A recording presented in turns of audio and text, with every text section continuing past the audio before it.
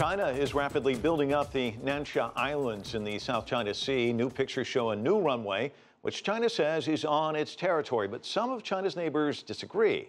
Roee Ruttenberg joins us now here in the studio to explain what's behind this dispute. Roee? In fact, Mike, this is not a new dispute. A number of Asian countries disagree with Chinese sovereignty over certain islands. In this case, you've got the Nansha Islands located right there in between Vietnam and the Philippines. They're south of China, in fact, directly south of Hong Kong. Now, China says its activities on the islands are meant to ensure regional stability, not the opposite. Recently released satellite images show China is rapidly building an airstrip, potentially for military use, on the Nansha Islands. They're also known as the Spratly Islands in the South China Sea. And the Chinese may be planning another.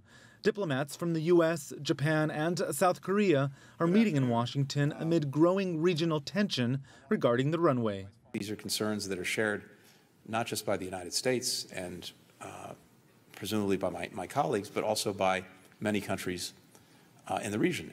Beijing says the islands fall under its sovereignty, but regional players disagree.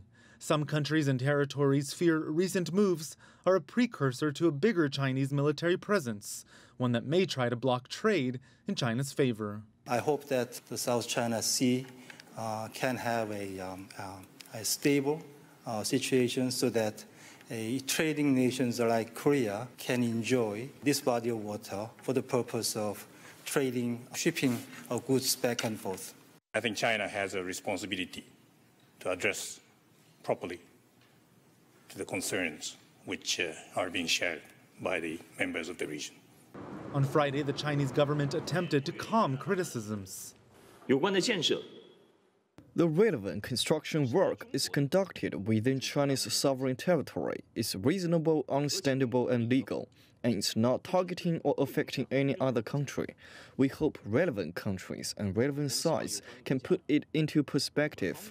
The sentiment was echoed by Beijing's ambassador here in Washington. The region is on our doorstep, and no one wants the recurrence of disturbance. What others choose to do is beyond our control, but we are against any attempt to break the peace in the South China Sea. But some remain skeptical. In Manila on Friday, protesters gathered outside of the Chinese embassy. The Philippines and other nearby countries are urging China to settle the dispute through a tribunal. Beijing, so far, says no. Beijing says it will neither participate in arbitration nor accept its jurisdiction over the region, instead opting for bilateral talks to resolve tensions. But some officials in Washington say that's not enough. They're calling on the Obama administration to move more military resources to the region and to boost U.S. cooperation with its allies. She's got Washington's point of view, Beijing's. How's this likely to affect the two countries? Well, clearly the U.S. and China relationship is one of, if not the most important global relationships of the 21st century. In the nearly 4 decades of engagement between the two, there have been some hiccups along the way, and this may end up being another one of those, but that hasn't really derailed the relationship. Officials may admonish one another diplomatically or in private, but in general, both sides usually focus on the mutual opportunities that exist, meaning that things that can unite them rather than the issues that divide them. And we can expect, of course, to see more of that here, Mike. All right, Roee, thanks so much.